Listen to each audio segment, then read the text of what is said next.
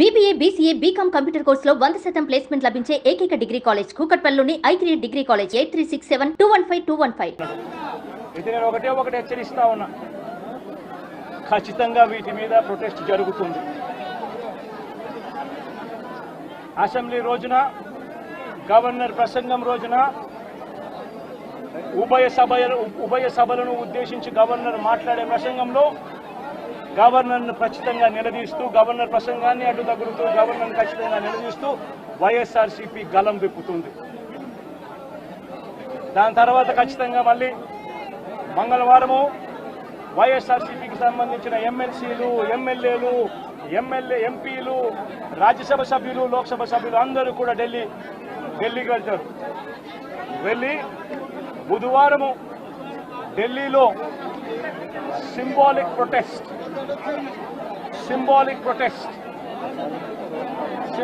ధర్నా ఢిల్లీలో చేసే కార్యక్రమం కూడా చేస్తాం. రాష్ట్రంలో జరుగుతూ ఉన్న దాడులు, రాష్ట్రంలో ఉన్న లా అండ్ ఆర్డర్ పరిస్థితులను దేశమంతా కూడా చూసేట్టుగా, దేశమంతా కూడా దీన్ని గమనించి, దేశమంతా కూడా దీన్ని ప్రొటెస్ట్ను వాళ్ళు కూడా ప్రొటెస్ట్ చేసే విధంగా దీన్ని హైలైట్ చేసే కార్యక్రమం చేస్తాం. ప్రధానమంత్రి గారి అపాయింట్మెంట్ ఇప్పటికే అడగడం జరిగింది. అమిత్ షా గారిని ప్రెసిడెంట్ అపాయింట్మెంట్ కూడా అడగడం కూడా జరుగుతుంది. వీళ్ళందరూ కూడా అపాయింట్మెంట్ ఇస్తే వీళ్ళందరినీ కూడా కలిసి వీళ్ళందరికీ కూడా చెప్పే కార్యక్రమం కూడా చేస్తాం. సరే, ఈ ఇష్యూలో మీ చెప్పేటప్పుడు నువ్వు ఫ్లోప్ అవుతుంది కదా. నువ్వు ఎంత ఆంధ్రజ్యోతి విలేకరు అయితే మాత్రం మధ్యలో వచ్చి చెప్పడం ధర్మం కాదు కదా. ఏం చెప్తా ఉంటే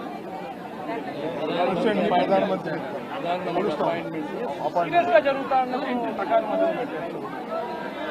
ప్రధానమంత్రి అపాయింట్మెంట్ను, హోంమంత్రి అపాయింట్మెంటు, ప్రెసిడెంట్ గారి అపాయింట్మెంటు, వీళ్ళ ముగ్గురు అపాయింట్మెంట్ కూడా అడగడం జరుగుతూ ఉంది.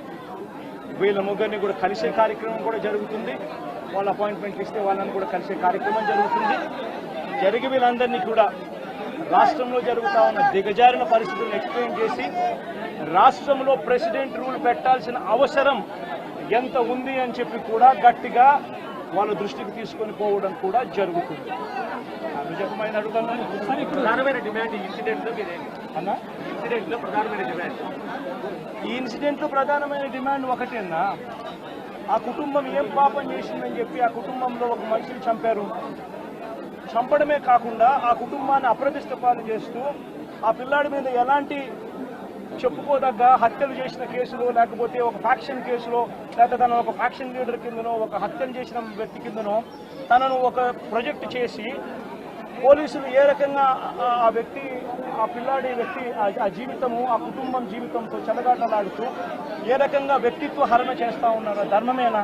లేకపోతే మీకైనా కానీ ఎవరైనా కూడా ఇదే మాదిరిగా చేసి మీరు హత్య కాబట్టి సింపతైజ్ చేయాల్సింది పోయి సింపతైజ్ చేయకపోగా మీరు హత్య రాజకీయాలు చేసేవాళ్ళు అన్నట్టుగా, మీరు ఫ్యాక్షన్ రాజకీయాల్లో ఉన్నట్టుగా, మీరు ఇంతకు ముందు ఏదో చేశారని చెప్పి తప్పుడు ప్రచారం చేసి ఆ తప్పుడు ప్రచారంలో భాగంగా మిమ్మల్ని చంపారని చెప్పి మీ మీద చేస్తే మీకు నచ్చుతుందా?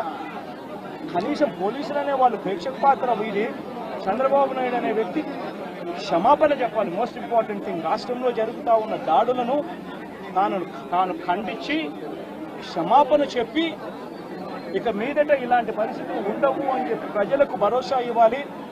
వైఎస్ఆర్సీపీకి ఓటు వేసిన వాళ్ళకు కూడా భరోసా ఇవ్వాలి. ఎందుకంటే ఈరోజు ముఖ్యమంత్రిగా తాను ఉన్నాడు అని అంటే కేవలం వైఎస్ఆర్సీపీ నుంచి కూడా ఒక 10% ఓట్లు అటువైపున తన మోసానికి అటువైపున నమ్మి అటువైపున పోయిన ఓట్లే కదా.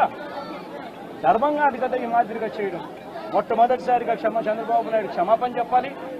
పోలీసులు వాళ్ళ విధులు నిష్పక్షపాతంగా చేసే విధంగా పోలీసులు అడుగులు ముందుకు వేయాలి. ఇవన్నీ జరిగేదానికోసమే ఒత్తిడి తీసుకొచ్చే కార్యక్రమంలో భాగంగా ఇవన్నీ చేస్తారు. సుమన్ టీవీలో మీ పర్సనల్ అండ్ బిజినెస్ ప్రమోషన్స్ కోసం కింది నెంబర్కి కాంటాక్ట్ చేయండి.